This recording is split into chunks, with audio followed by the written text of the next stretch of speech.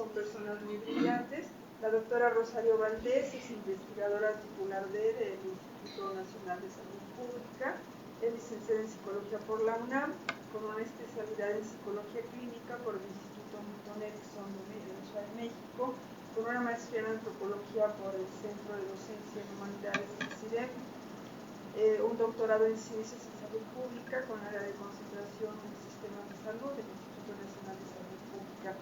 Ella pues ha participado mucho en investigaciones en cuanto a esta situación de las mujeres, y sus investigaciones parece que están muy dirigidas en esta línea. Además, pues ha sido merecedora de muchos premios, desde becas para poder participar en investigaciones de la presea Xochitl-Sali, otorgada por el Congreso del Estado de Morelos, y también un premio a la conducción de proyectos de investigación en el Instituto Nacional de Salud Pública. Es también autora de una gran cantidad de artículos, y aquí nos trae una muestra de su obra más reciente, que es precisamente la publicación de lo que nos van a presentar en síntesis. La maestra María Pilar Gómez Aragón es egresada de la carrera de Pedagogía de la UNAM, con una especialidad en Sexualidad y Género, también otra en Derechos Sexuales y Reproductivos, también las dos por instancias de la UNAM.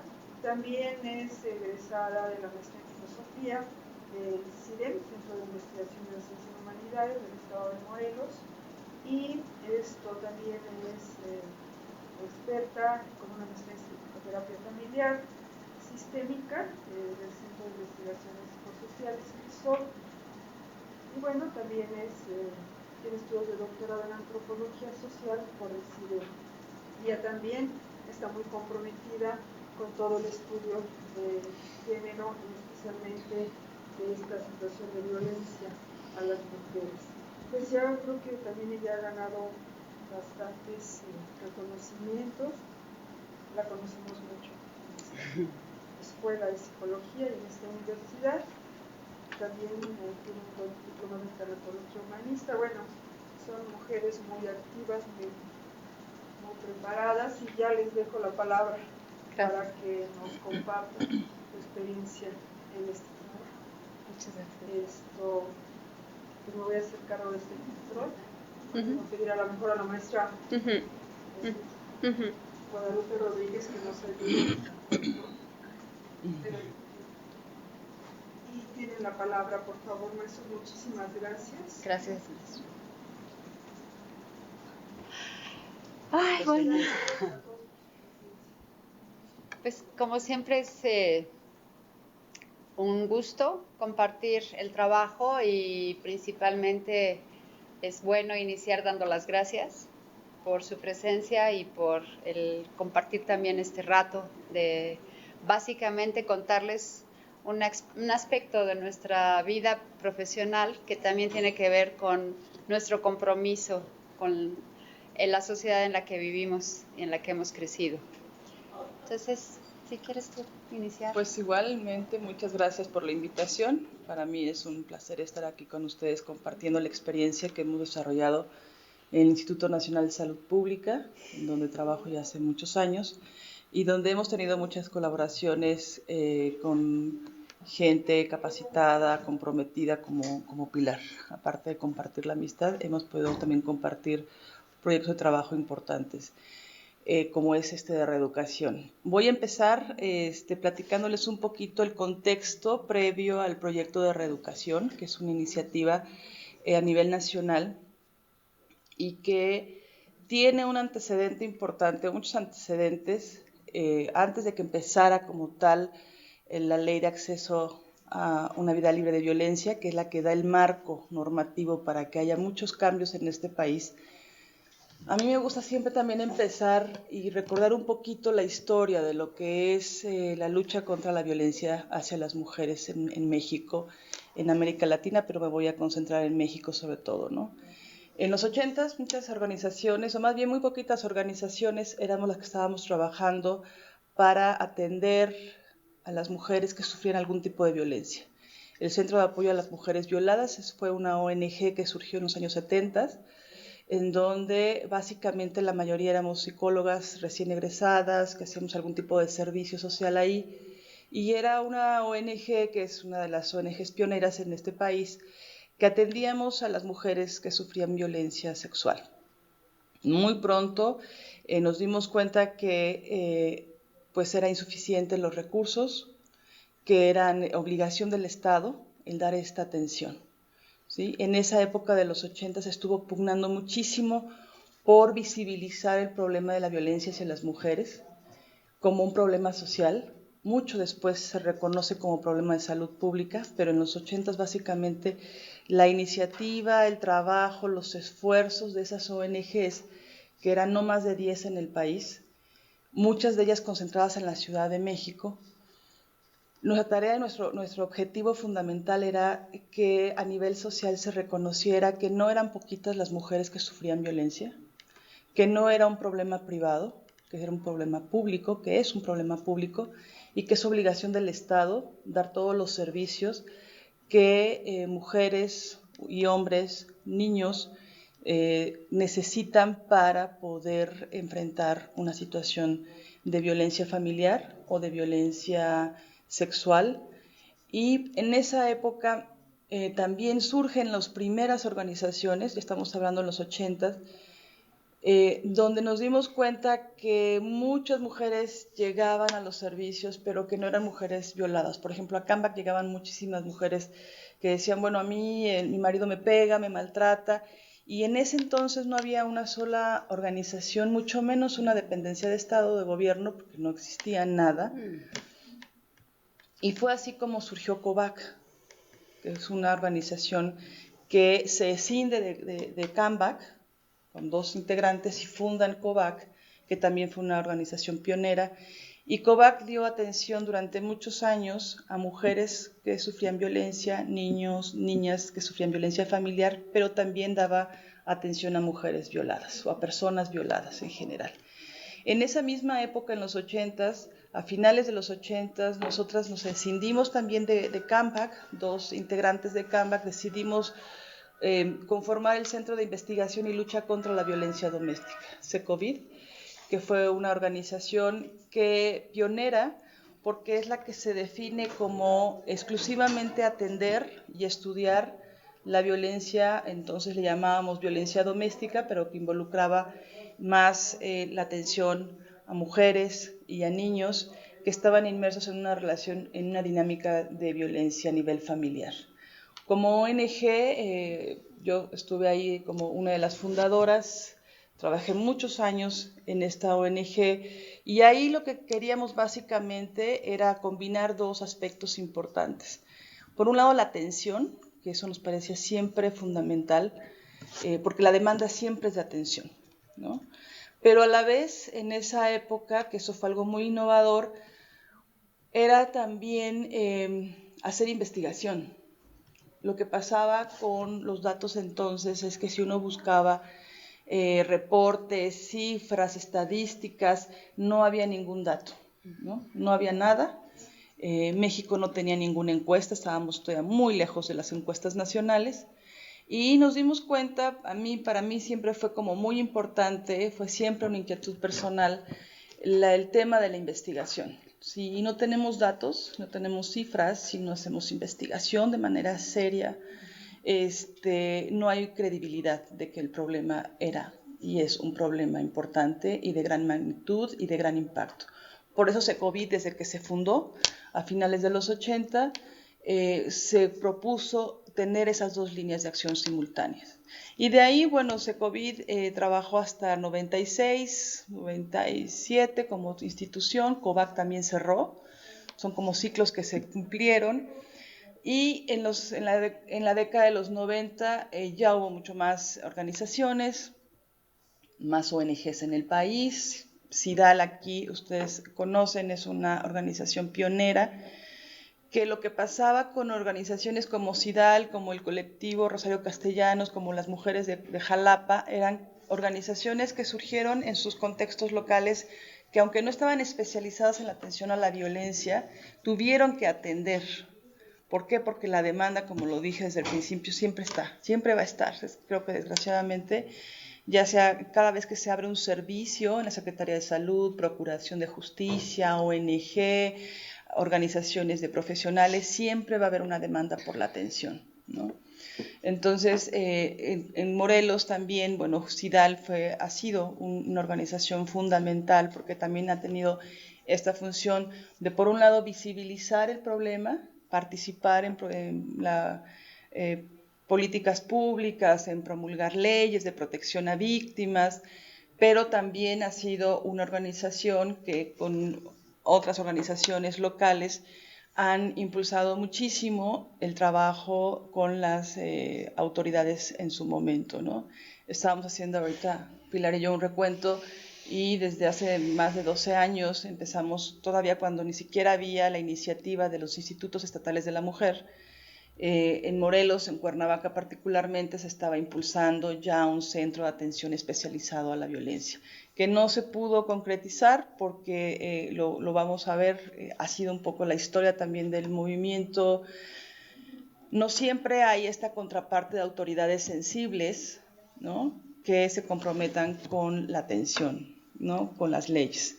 Entonces, este es el escenario de los 90. Y esto es importante porque toda esta continuidad que ha habido desde los 70, 80, los 90, cobra un impulso importante en la última década, en esta década, porque están ahí estos movimientos, estas organizaciones sociales, siempre poniendo el dedo en la llaga, siempre viendo que el Estado responda, siempre señalando qué es lo que hace falta. Y en ese sentido es que se da este programa de reeducación. El programa de reeducación es una iniciativa que surge, la que sigue, por favor, de la Cámara de Diputados, y es esta legislatura 2003-2006, que es la que promueve la Ley General de Acceso de las Mujeres a una Vida Libre de Violencia.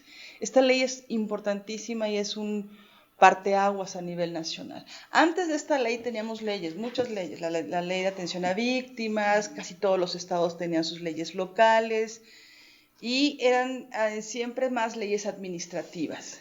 Esto nos explicaba una colega, que es una ley marco, que nos costó mucho trabajo entender, digo nosotros como psicólogas, que es eso, una ley marco. Esta ley, en esa legislatura, si ustedes recuerdan, estuvo como diputada federal la doctora Marcela Lagarde. Este es como el gran mérito de esta doctora, bueno, pero detrás de ella hay todo un equipo, hubo una presencia de la sociedad civil, ¿sí? Que eso es lo más importante. Una feminista académica que llega a tomar una posición tan importante como ser diputada federal y se crea en esta legislatura esa ley. Esa ley lo que permite es que empieza a ordenar y empieza a definir el papel de rectoría del Estado. O sea, el Estado había respondido, bueno, sobre todo Procuración de Justicia, porque era como la instancia obligada, ¿no? Cuando empieza a haber denuncias, es un problema, es un delito, pero realmente había mucho desorden en términos de rectoría, de quién le tocaba qué. Y algo importante es que la Secretaría de Salud, el sector salud, era uno de los sectores más resistentes. Siempre dijo, a mí no me toca. Le toca a Derechos Humanos, le toca a Procuración de Justicia, a mí me toca recibir a personas que sufran violencia, pero cualquier tipo de violencia y que tengan lesiones. Y cuando hay lesiones, entonces la puerta de entrada para los servicios de salud eran las salas de urgencia. Hasta ahí se definía el sector salud. El sector salud está súper resistente, decir, no, eso a mí no me toca, eso no es. ¿Y qué es lo que hace esta ley? Esta ley empieza a decir, bueno, a ver, federación, ¿quién va a ser el órgano rector de los servicios de atención a las mujeres que sufren violencia y a todas las personas en general que sufren violencia? Entonces, ellas deciden, esa legislatura decide a través de este instrumento, que es esta ley marco, que es la ley de acceso, le da al sector salud la obligación de ser el encargado de dar los servicios de primer nivel de atención. cosa que no fue nada fácil, hubo mucha resistencia, el sector salud no le quería entrar, porque eso implicaba capacitar al personal, implicaba dar y generar pues todo un modelo de atención diferente, ¿no? Que esa es otra historia, pero pues le echa la papa caliente al sector salud y dice, tú tienes que hacerlo.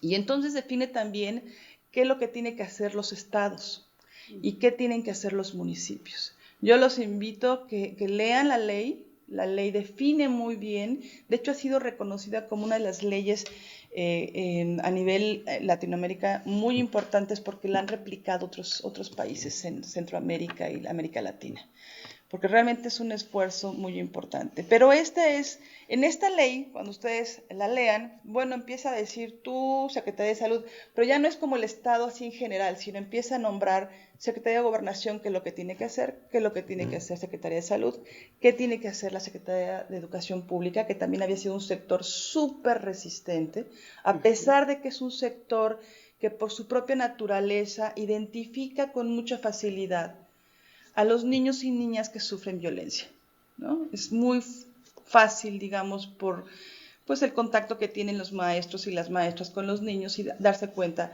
a quién le pegan, si hay violencia en esa casa, porque los niños lo cuentan, lo dicen, ¿no? Pero nunca el sector se había pronunciado a favor o se le había obligado para ver qué es lo que tenía que hacer. Pero bueno, entonces ahí en esta ley se define qué es el programa de reeducación a víctimas y agresores y así lo nombra. Y por eso nosotras como equipo, cuando llega esta solicitud al Instituto Nacional de Salud Pública, al instituto llega la solicitud y dicen, bueno, ustedes van a ser la institución encargada de diseñar este programa. Punto. No dijeron nada más, fue un mandato de la Cámara de Diputados con su presupuesto y ahí definen incluso qué es la reeducación en términos legales y por eso es que el programa como tal mantiene el título. No podíamos como salirnos de eso porque ya habían bautizado al niño.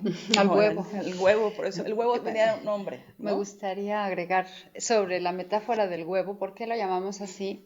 Porque ha sido un proceso delicado. A partir de todo lo que les ha contado ya Rosario, era un ser vivo que tenía una sensación de fractura fácil, de vulnerabilidad, ya que no era aceptado por ninguna secretaría, había que tratarlo con mucho cuidado.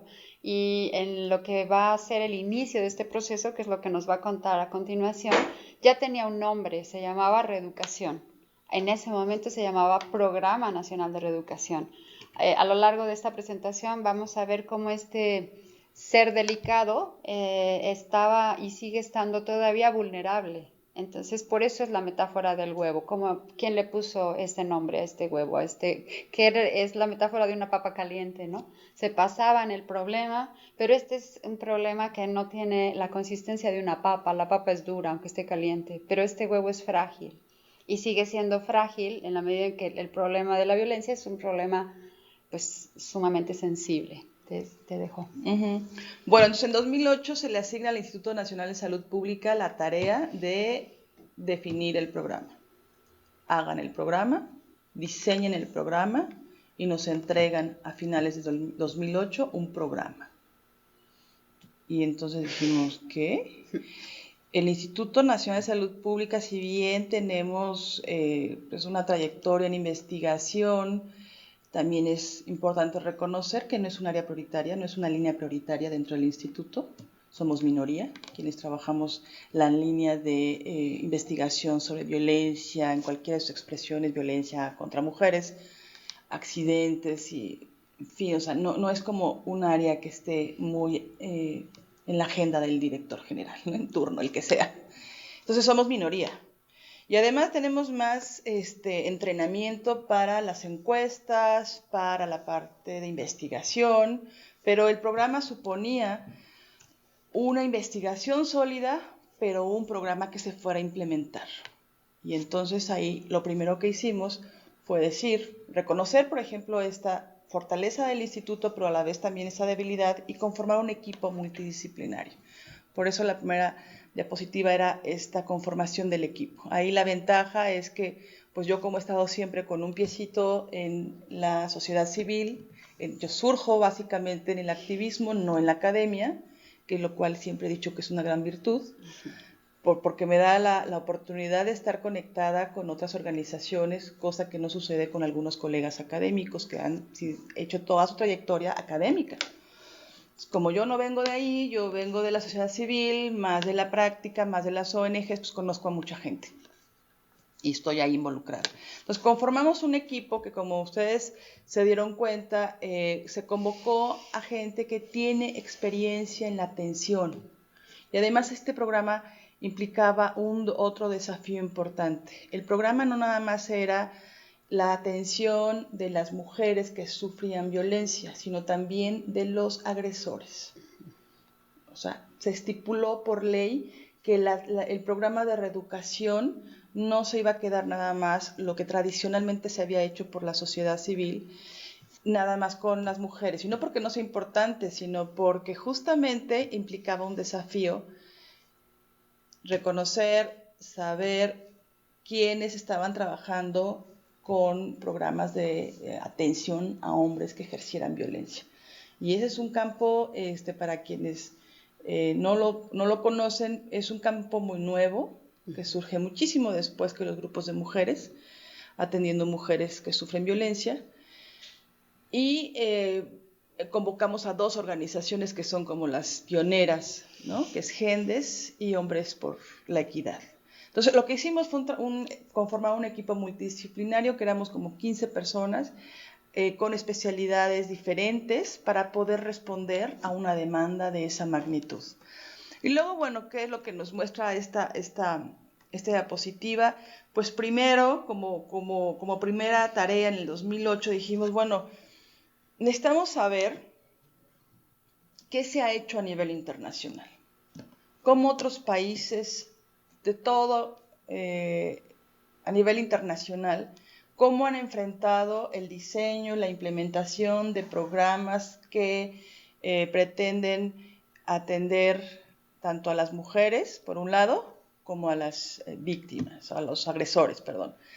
Y entonces lo que hicimos fue una sistematización, una búsqueda intencional de toda la información disponible, científica, web, literatura gris, a todos los niveles. Una parte importante del equipo, éramos más de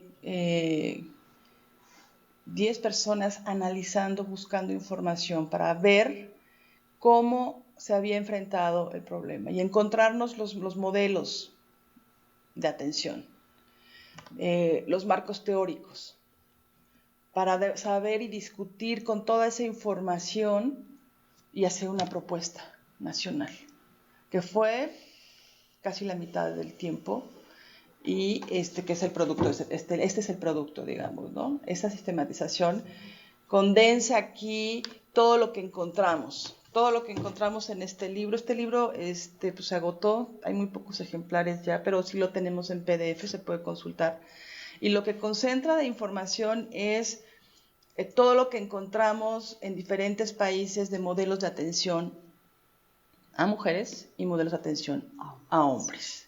¿Qué había sido exitoso? ¿Cuáles eran los marcos teóricos y conceptuales? Para que con toda esa experiencia poder identificar, discutir, porque fueron muchas sesiones en ese 2008, tener una idea de cuáles serían los lineamientos de este programa a nivel nacional, para poderlos entregar como producto final. En ese mismo año también conformamos una reunión de expertos nacionales e internacionales. Convocamos a la gente que, una vez pues leyendo, investigando, nos dimos cuenta quiénes eran los personajes clave a nivel internacional y nacional sobre los programas, ¿no? Tuvimos una reunión de más de una semana y a ese equipo de expertos y expertas se les presentó una propuesta de programa. Y ellos y ellas lo que hicieron es cuestionar todo, debatir todo, y aprendimos muchísimo. Se grabó todas las sesiones para ver justamente cuáles eran sus aportaciones. Y ahí en esa propuesta se ajustó y finalmente, al final del 2008, se entrega a la Cámara de Diputados, a la Comisión de Equidad y Género, una propuesta de plan nacional de lo que debería tener un programa nacional para dar respuesta a esta demanda de ley. Aquí sigue. Y eso, bueno, cuando lo entregamos pensábamos que como que ahí terminaba la labor del Instituto Nacional de Salud Pública, que fue un trabajo intensísimo en ese 2008, pero cuando las diputadas y la comisión especializada se le entregó todos los informes, se le entregó el libro, se le entregó toda la metodología, se hizo una reunión con los diferentes actores a nivel nacional. Lo que nos dijeron, bueno, pues si ya lo tienen, ahora 2009, háganlo, pilotenlo, ¿no? Hagan una prueba. Y dijimos, bueno, pues sí, porque es finalmente un producto pues de escritorio, ¿no? De mucho trabajo, de mucha sistematización, pero el desafío era a ver cómo opera. ¿Cómo va a operar esto? Conociendo que quien iba a ser el ejecutor del programa y que lo sigue siendo es la Secretaría de Salud. Está señalado por ley. La misma Secretaría de Salud, particularmente el Centro Nacional de Equidad y Género, que es la dependencia dentro de la Secretaría, que es la que se encarga de toda la política nacional de atención a la violencia familiar. Dentro del programa de atención iba a estar el programa de reeducación. Entonces ellas siempre fueron como nuestra contraparte importante y ellas finalmente decidieron qué estados entrarían en la prueba piloto. Me gustaría agregar también respecto a un tema de reeducación, implicaba para la Secretaría de Salud muchas reflexiones. Se dice muy sencillo, si nos permites ver la diapositiva. ¿Por qué un proceso de aprendizaje? Porque finalmente los patrones de violencia han sido aprendidos. Entonces, eso nos abre una posibilidad que es justamente la propuesta de reeducación. Otro elemento importante es que la Secretaría de Salud, para poder ponerse en sintonía con la ley, que es la tipificación de cómo yo sé que esto se llama violencia económica, cómo yo sé que esto se llama violencia sexual, es decir, en el marco de la legalidad tipificar los hechos es un asunto bastante complejo. Entonces, cuando vemos aquí en el punto 5, identificar y visibilizar las prácticas de violencia, se dice muy sencillo, pero realmente es un proceso que lleva años, primero de entendimiento y luego de poderlo compartir con las personas que llevan a cabo ya en sí el programa de reeducación. Es decir, volvernos sensibles a cuando estamos hablando de violencia patrimonial, por ejemplo. Es decir, a nombre de quién está la casa y el coche de la familia, o a nombre de quién está el terreno. Y se dice sencillo, pero todo esto va implicando una falta de empoderamiento de las mujeres y de sus hijos e hijas. Entonces, nada más quería agregar este aspecto, que el tema de un enfoque reeducativo tiene una implicación, por un lado, esperanzadora, porque si esto es algo que no es nato, el tema de la violencia en sus ejercicios sexual, patrimonial, profesional, etcétera, etcétera, quiere decir que sí podemos suponer que va a haber cambios de prácticas y que entonces vamos a ir en un proceso de reeducación, cambiando o reflexionando o haciendo consciente cuando yo ejerzo mi poder sobre otra persona en contra de su voluntad, sometiéndola. Básicamente quería agregar este aspecto. Y bueno, este aspecto de la reeducación nos tardó, o sea, como equipo, nos tardamos un año discutiendo, reflexionando, justamente porque teníamos que transmitir esto no solamente en el plasmar la metodología, sino en la selección del personal que iba a operar este programa piloto en los primeros 4 estados del país que fueron seleccionados. Entonces, el programa como tal, les decía yo, está subdividido. Por un lado es el subprograma de reeducación para víctimas. El término de víctimas no nos gusta, pero así está tipificado en la ley, no podíamos cambiar esos títulos. Entonces, esos son los puntos que consideramos debería tener el programa, ¿no?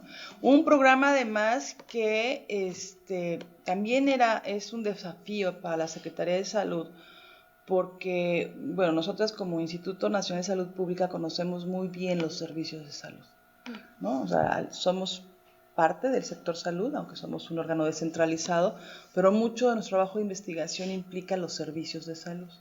Sabemos cuál es el perfil del personal que se ha contratado, cuáles son las características del primer nivel de atención, y sabíamos que de entrada este tipo de propuesta metodológica iba a romper muchísimo con lo que tradicionalmente se da en el primer nivel de atención. ¿Quiénes están en el primer nivel de atención? Pues está un médico en un centro de salud, por ejemplo, un médico, una médica, enfermeras de primer nivel. El médico o médica a veces son médicos pasantes que están haciendo el servicio y que atienden como los problemas de salud más comunes de la población, ¿no? Y en ese nivel se iba a insertar el programa de reeducación, ¿no? En esas unidades, en esos centros de salud. Y nada más para quienes conocemos un centro de salud, sabemos que eso es muy difícil. Y que además era difícil plantear que se atendieran a mujeres que sufrían violencia, imagínense hombres en el primer nivel de atención. Los hombres no llegan al primer nivel de atención, ¿no? Es algo súper estudiado. Y no porque no se enfermen. ¿Por qué no llegan los hombres al primer nivel de atención? Pues porque los servicios de salud no están hechos en los horarios para atender las demandas de la población masculina, ¿no? Entonces, ¿por qué no llegan los y las adolescentes a los centros de salud? Porque tampoco están diseñados y pensados para atender a esta población. Entonces, ahí hay barreras ya de acceso que iba a ser como muy complicados. Y que, sobre todo, su programa de reeducación a agresores, y eso lo comentamos muy abiertamente con las directoras del Centro Nacional de Equidad de Género, era el programa más desafiante. Y que si sabíamos que se quedara en su programa en los centros de salud, iba a ser un fracaso. O sea, su programa tenía que ir a donde estaban los hombres y no esperar a que los hombres llegaran, y menos los hombres que ejercen violencia, ¿no? Entonces, ese era el gran desafío, cómo convocar a hombres y mujeres que están inmersos en una relación de violencia, ¿sí? Ahí los 4 estados fueron muy creativos. En esta primera etapa del 2009 se empezó mucho a dejar como que hubiera mucha creatividad de los estados. O sea, los estados y las jefas estatales que fueron Colima, Sonora, Yucatán y Zacatecas, estos estados fueron seleccionados por el Centro Nacional de Equidad y Género, y la idea era tener una diversidad, norte, centro, sur, y ver cómo se operaba y se instrumentaba un programa de esta naturaleza. Un personal clave son las jefas estatales del programa de atención a la violencia intrafamiliar, que es un programa que ya tiene más tiempo, y que son jefas que han sido capacitadas, sensibilizadas, muchas de ellas muy comprometidas, no todas, muchas con apoyo de su secretario de salud, pero otras no, ¿no? Entonces también eso es lo que se quería ver. El programa de atención a la violencia familiar como tal tiene diversos apoyos, no opera igual en todos los estados, eso también lo sabíamos, era una realidad. Nada más para poner un ejemplo, por ejemplo, el estado de Morelos, que paradójicamente estando el instituto aquí y que se les invitó muchísimo a ser parte de esta prueba piloto, nunca participó, siempre se negó a participar, ¿sí? ¿Por qué? Bueno, por una de las razones por las cuales algunos estados también tuvieron mucha resistencia. Una es la falta de apoyo del secretario de salud. Un secretario de salud que no sea sensible, que no tenga algún tipo, o que le vea algún interés, o que le vea alguna utilidad política, algo que le vea al programa, se cierra y dice, a mí esto no me interesa, ¿no? Y como los estados son descentralizados, no es tan fácil obligar, ¿no? Entonces, en cada estado hubo contextos muy distintos, y eso también para nosotros era muy importante, porque eso vimos a la hora de hacer la evaluación de esa primera etapa del 2009 cómo había una gran diversidad. Nada más por poner un ejemplo, Zacatecas, que ha sido uno de los estados que desde el principio mostró muchísimo interés. O sea, el secretario de Salud dijo, a mí me interesa, ¿qué pongo yo? O sea, y puso vehículos, puso recursos económicos y humanos. ¿Para qué? Para la prueba piloto. ¿Sí? La prueba piloto tenía su presupuesto y ese presupuesto lo operaba el Instituto Nacional de Salud Pública. Y eso es importante porque es lo que vamos a ver como transición para el siguiente año. Por ejemplo, el programa de violencia está marcado con azul y la jefa estatal es personal que está contratado por la Secretaría de Salud, tienen plazas, pero la coordinadora general del programa de reeducación y todo el equipo de facilitadores y facilitadoras fue personal que se contrató para poder pilotear el programa. Toda la coordinación general la tenía el instituto, y es decir que controlábamos todos los recursos. Pero no solamente los recursos, también algo muy importante es el equipo de facilitador. Aquí en la metodología fue también motivo de mucha discusión, a ver quién tiene que ser, qué perfil debe de tener el personal que opere esto. Si conocemos el perfil de quienes operan los centros de salud, pues decíamos, no, imposible. Mejor seleccionamos, contratamos, capacitamos a todo este personal y nos llegaban los currículums, revisamos desde aquí todas las propuestas y no dejábamos, o sea, ahí las jefas estatales tuvieron toda la libertad para identificar a las mejores facilitadoras y a los mejores que tuvieran el perfil. Nosotros definimos muy claramente un perfil, que hay también que decirlo, no fue fácil en todos los estados. Hay estados en donde hay facultades de psicología, hay estados en los que no. Hay estados en donde hay ciertos cursos, diplomados sobre violencia, sensibilización de género, hay estados en los que eso ni existe. Y eso es también otro desafío. O sea, cómo identificar al recurso humano que pueda técnicamente operar este programa, que no tiene nada que ver con los programas de la Secretaría de Salud. Entonces, eso fue lo que hicimos, seleccionamos a todas las facilitadoras, a todos los facilitadores, se les contrató, o sea, tuvieron un contrato durante todo ese año para que operaran el programa. Y además, algo importante, se les visitaba en todos los estados. Aparte de que vinieron aquí, ya que se contrataron, se identificaron en esos 4 estados a todo el personal, desde la coordinadora estatal y los facilitadores y las facilitadoras. Todas estuvieron aquí en Cuernavaca en un curso intensivo de una semana, pero no sé cuántas horas, era todo 40 el día. horas. Así, y monitoreándolos. Y además algo muy importante, al ser un modelo de reeducación, era importante que la gente que se contrataba y que llegaba aquí, se rompiera ese esquema de que no era un grupo clínico, no era un abordaje clínico, es un abordaje de reeducación, que es diferente.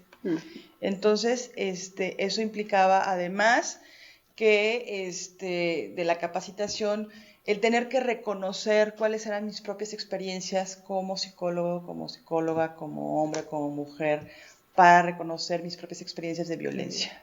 Y eso era aplicable tanto para las mujeres como para los hombres. El trabajo con hombres siempre consideramos que era el trabajo más desafiante, pero más innovador, porque iba a dar la posibilidad de demostrar que los hombres que ejercen violencia sí quieren recibir apoyo, que sí pueden hacer cambios y que a muchos les ha costado muchas pérdidas el ejercer la violencia y que sí se puede hacer intervención desde los escenarios institucionales. Y me gustaría agregar en esta parte que la violencia física evidentemente pues es la más notoria, pero el empezar a reconocer otro tipo de violencias, como podrían ser, por ejemplo, voy a dar ejemplos muy sencillos de la cotidianidad. No puedes ir a visitar a tu familia, no te doy permiso. No te doy permiso de ingresar al mercado laboral remunerado. Es decir, este tipo de violencias, el que los hombres y en particular primero los facilitadores se dieran cuenta, es un proceso que lleva realmente mucho tiempo, porque no se ve, no se vive como tal, se vive como patrones culturales que hemos heredado y que pues la casa es normal que manden los hombres. Y entonces desde allí se va legitimando una serie de prácticas que para que los hombres puedan irlas reconociendo, pues precisamente requieren todo un proceso de reeducación. En ese sentido, yo quiero subrayar que si el programa es innovador, es precisamente porque les recuerdo lo que ya nos había dicho la doctora Rosario, es el primero que atiende a los hombres en México de manera oficial, formal, porque en general se atendía a las mujeres, a las víctimas, a las mujeres que han vivido violencia y decían, ¿y cuándo van a atender a nuestros esposos? Porque nosotras podemos ir cambiando nuestra actitud, etcétera, pero ellos, ¿como para cuándo? Y en ese sentido creo que ha sido y sigue siendo, porque todavía está, insistimos, como un huevo delicado y frágil, y ahorita vamos a ver por qué, pues como una propuesta que está rompiendo completamente paradigmas, ¿no? Ahí están nuevamente. Estos son ya el resultado final, que es bonito que se vea en vivo. Este es el manual que este año 2013 apenas estamos cubriendo los 12 estados faltantes de todo el país. Es decir, hemos ido por etapas, como hemos visto, 4 primero, luego otros 4 que fueron 8 y así hemos ido año con año. Este año apenas vamos a terminar con los 12 estados faltantes, pero hemos afrontado un montón de vicisitudes. Por ejemplo, en el sector salud no siempre cae en el mismo departamento, a veces cae en salud reproductiva, el programa, este programa. A veces cae en salud mental. A veces recae, es decir, no siempre cae en el mismo perfil nuevamente institucional, sino que va cayendo en distintos departamentos de la Secretaría de Salud, dependiendo de qué decide cada secretario de salud de los estados. Entonces también poder homologar, no quiero decir unificar porque eso sería muy complejo, pero sí dar como nuevamente un plan marco, también se vuelve otro de los elementos que vuelve complejo aplicar este trabajo, llevarlo a cabo. Tenemos también dentro de lo que es la tercera etapa, continuar con 4 estados más, aquí lo vemos, nuevamente está una primera transformación. Como veíamos anteriormente, lo vemos en azul, las personas que tienen un contrato, una base, una plaza, por decirlo de alguna manera. Pero en morado, y esto lo queremos señalar nuevamente, porque ustedes saben lo que representa la seguridad social para quienes somos profesionales. Si yo tengo seguro social y tengo plaza y tengo X cosas, tengo una vinculación con mi trabajo de determinada manera. Pero si yo estoy por honorarios, tengo otro tipo de vinculación con el compromiso y se va volviendo frágil. Sin embargo, tiene sus ventajas, siempre hay pros y contras.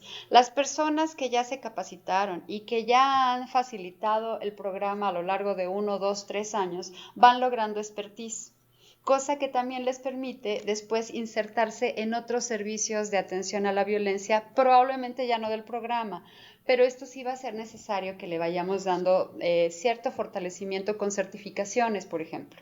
En eso estamos. Como ven, son como muchas áreas que hay que ir atendiendo al mismo tiempo para que se fortalezca la capacitación de las personas que ya están sensibilizadas en perspectiva de género, sensibilizadas en reeducación, sensibilizadas con grupos, sensibilizadas en violencia y género. Esto, créanme, es bastante complejo. Por otro lado, perdón. Nomás quisiera anexar algo. Regreso. Este ya es 2010 y aquí quisiera hacer como ya un señalamiento. Ya es como una etapa de transición. Ya todo el control no lo tenía el instituto, sino ya se logra que la Cámara de Diputados se le asigne a cada estado participante. Cuando terminó 2009, la noticia era justamente esa. Cada estado va a tener asignación presupuestal para ejercer el programa. 1 millón de pesos por estado. Eso fue una gran noticia. Pero también tiene sus desafíos. Porque entonces, ese presupuesto llega directamente a la Secretaría de Salud de cada estado. Y ahí el huevo se puede perder. Perder, ¿eh? ¿Por qué? Porque entonces, pero sin embargo es importante porque la Cámara de Diputados ha sido, o sea, realmente un permanente apoyo y soporte presupuestal. O sea, este programa ha costado millones de pesos en su diseño, su implementación, y se va etiquetando presupuesto. Y finalmente es obligación de los órganos rectores coordinar y decir, bueno, a ver, pues, darle seguimiento, ¿no? Ahora, una vez que un estado recibe dinero, algo importante para evitar, porque digo, también a nivel del Congreso, diputados y diputadas saben lo que pasa en nuestro país en términos de los presupuestos. Hay formas de amarrar y de hacer candados. La Cámara lo que hace es, yo asigno y lo etiqueto. Entonces, te voy a pedir cuentas a ti, Campeche, Querétaro, Veracruz, Tabasco, Colima, y me tienes que demostrar que te estás gastando ese dinero en reeducación. Está expresamente etiquetado. Entonces, eso amarra, de cierta manera, a los, sobre todo a los secretarios de salud, ¿no? A las áreas de finanzas de la Secretaría de Salud de cada una de esas entidades, a decir, bueno, pues tengo menos margen de maniobra, ¿no? Y tengo que ejercer el presupuesto en lo que tengo que ejercer. Hay más posibilidad de hacer ese monitoreo. Entonces, este año fue crucial porque ya la participación del instituto fue investigar, evaluar, documentar, ¿no?, qué estaba pasando y tener a cargo la capacitación del personal. Y efectivamente, facilitadores y facilitadoras y los coordinadores o coordinadoras generales del programa de reeducación ha sido personaje clave porque es el personal realmente operativo. Son quienes operan el programa, pero operan el programa como ya contratados por la Secretaría de Salud de los diferentes estados. Ya ahí, por ejemplo, no tuvimos, y hubo estados, recuerdo de algunos de ellos, en donde hubo problemas. ¿Por qué? Porque cuando se abren plazas, aunque sean temporales, el sindicato quiere proponer quién es el mejor psicólogo o psicóloga, el pariente de no sé quién, se empezaron a dar esas situaciones que pues también sabemos que son los vicios de la administración pública y que al momento de llegar recursos, pues la gente quiere ser parte del pastel, ¿no? Y darle la mordida al pastel. Finalmente son rebanadas de un pastel que tiene presupuesto, ¿sí? Aquí eso es algo muy importante y ese es siempre el arma de dos filos. Pero bueno, programa que no tenga presupuesto, pues se queda en el vacío y es imposible operarlo. Pero programa que tiene presupuesto también tiene otros problemas, ¿no? Y entonces en este periodo de transición fue muy importante porque ya entonces todo el presupuesto lo operaba el Centro Nacional de Equidad de Género, pero lo etiquetaba para cada uno de los estados.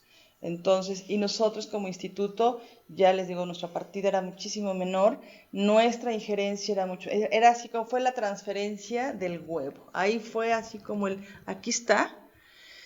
En este año también hicimos la plataforma virtual, que es algo muy importante porque, bueno, finalmente costó y que dijimos, a ver, ¿cómo podemos monitorear lo que pasa en Colima, lo que pasa en Tabasco, Campeche, en esos 8 estados? Y tener yo rápida la información de cuántos asistentes hay a cada programa. ¿Por qué? Pues, como investigadores, como equipo de investigación, pues lo que queremos es datos, cifras.